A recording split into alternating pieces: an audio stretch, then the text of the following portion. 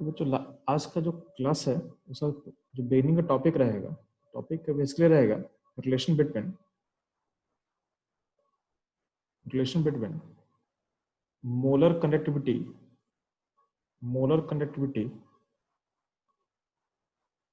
And equivalent conductivity. ये थोड़ा सा आपको जानना है। अब जो इक्विवेलेंट कंडक्टिविटी का जो कॉन्सेप्ट है आपके एनसीईआरटी में नहीं दिया हुआ है, आपके एनसीईआरटी में ये चीज नहीं दिया हुआ है, तो ये आपके बोर्ड्स के लिए इंपॉर्टेंट तो नहीं है, बट कभी कभी कंपटीशन में इसको पूछ देता है। ठीक है, तो ध्यान देना, आप लोग मोलर कंडक्टिविटी निकालना सीख चुके थे। ठीक है, तो मोलर कंडक्टिविटी जो बेसिक फॉर्मूला था उसको मैं शेयर कर रहा हूँ आपके साथ, फिर से लिख रहा हूँ।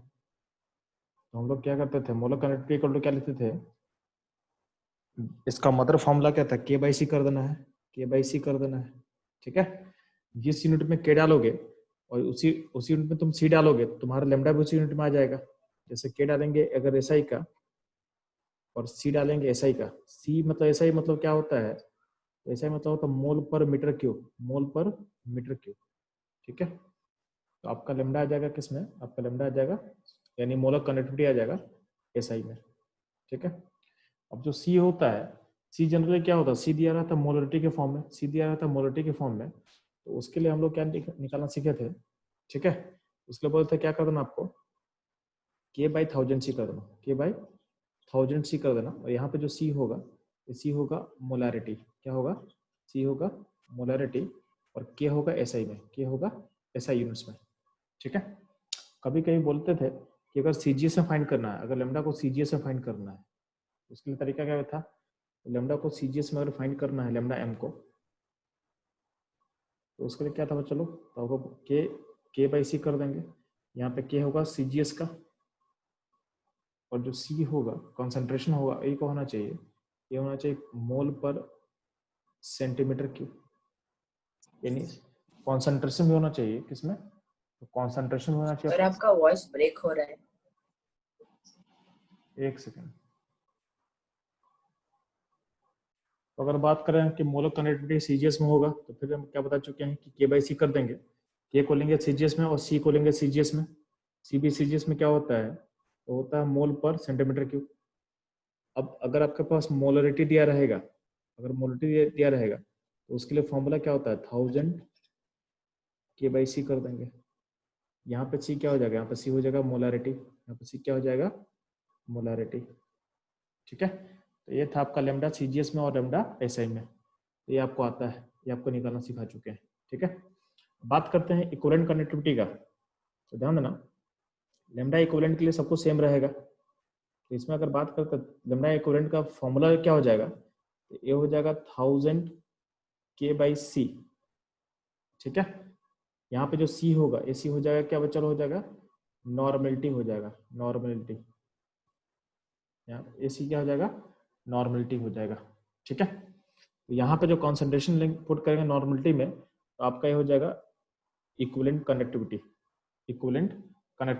इसका मतलब क्या होता है, इक्विवेलेंट कनेक्टिविटी का मतलब क्या होता है ध्यान देना। अच्छा, यहाँ जो निकाल रहे हो, तो चूंकि सी नॉर्मलिटी में है और यहाँ पे के पुट करना किसमें, के पुट करोगे सीजीएस में, तो ये जो लेमडा निकलेगा इक्विवेलेंट निकलेगा, ये निकलेगा सीजीएस में। अगर आपको एसआई में चाहिए, तो आप फॉर्मूला क्या यूज करोगे, ध्यान देना। अगर आपको लेमडा इक्विवेलेंट एसआई में चाहिए, एसआई यूनिट्स में, उसके लिए आप यूज करोगे के बाई थाउजेंड सी, और यहाँ पर सी क्या होगा, यहाँ पर सी होगा नॉर्मलिटी। ठीक है, सेम जैसे आप मोलर कनेक्टिविटी में यूज करते थे वैसे ही होगा इक्विवेलेंट कनेक्टिविटी में।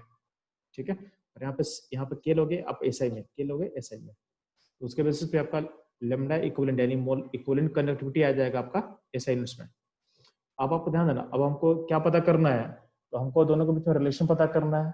हमको molar connectivity and equivalent connectivity में रिलेशन पता करना है। तो ध्यान देना,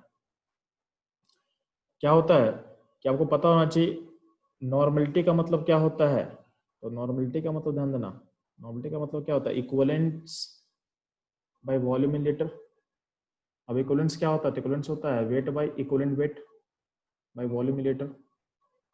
अब इक्विवेलेंट वेट क्या होता है, तो इक्विवेलेंट वेट होता है molar mass by N factor, molar mass by N factor by volume in litre. N factor ऊपर चला जाएगा तो क्या हो जाएगा, N factor into moles by volume in litre. N factor into moles by volume in litre. अब moles by volume in litre क्या होता है, molarity. Normality, normality equal to क्या हो जाएगा, एन फैक्टर इंटू क्या हो जाएगा, मोलरिटी। ये रिलेशन हो जाएगा नॉर्मलिटी इन मोलरिटी में, ये रिलेशन हो जाएगा नॉर्मलिटी इन मोलरिटी में। ठीक है, तो रिलेशन दिमाग में सेट रखना है। अब ध्यान दे, तो जो लेमडा इक्विवेलेंट था, यानी इक्विवेलेंट जो इक्विवेलेंट कंडक्टिविटी था, ये क्या होता है, ये मान लेते हैं कि 1000 के बाई सी रिलेशन को हम लेके चल रहे हैं। ठीक है, यहाँ और यहाँ पे जो सी है, सी क्या है, ये है नॉर्मलिटी है, ये है नॉर्मलिटी। तो आसान करने के लिए यहाँ पे एन लिख दे रहे हैं, आसानी समझने के लिए इसको हम एन लिख दे रहे हैं, एन लिख दे रहे हैं, इसको एन कर दे रहे हैं। अब नॉर्मलिटी को अगर हम मोलरिटी में कन्वर्ट कर दे, ध्यान देना, इसको ऐसे लिख सकते हैं क्या, 1000 के by N factor into molarity, into M मतलब मोलरिटी। ठीक है, तो ये आपको ये रिलेशन कहाँ से आया, तो यहाँ से रिलेशन लिख सकते हैं हम लोग, इस पॉइंट से इन नॉर्मलिटी एंड मोलरिटी का रिलेशन को यूज कर सकते हैं हम लोग यहाँ पे। अगर आप ऐसा कर दोगे तो अल्टीमेटली ध्यान देना, यहाँ पे जो एयर, यहाँ पे जो इतना बड़ा ये जो फैक्टर आ रहा है, ये 1000 के बाई एम इन मोलरिटी है, तो इसको हम क्या बोल सकते हैं, तो उसको हम बोल सकते हैं, उसको हम बोल सकते हैं molar connectivity, molar connectivity. Divided by क्या होगा, यहाँ पे एन फैक्टर होगा, यहाँ पे क्या होगा, एन फैक्टर होगा। इसको जब अरेंज करोगे तो आप क्या बोल सकते हो कि मोलर कनेक्टिविटी जो होगा इक्वल टू क्या होगा, N factor into equivalent connectivity, into equivalent connectivity. तो ये रिलेशन हो जाएगा, यानी किसी भी सॉल्ट का जो एक मोलर कनेक्टिविटी होगा उसका वैल्यू क्या होगा, N factor into equivalent connectivity होगा, इंटू इक्वलेंट कनेक्टिविटी होगा। ठीक है, तो रिलेशन को आपको दिमाग में याद रखना है, इस रिलेशन को आप लोग याद रखोगे। ठीक है।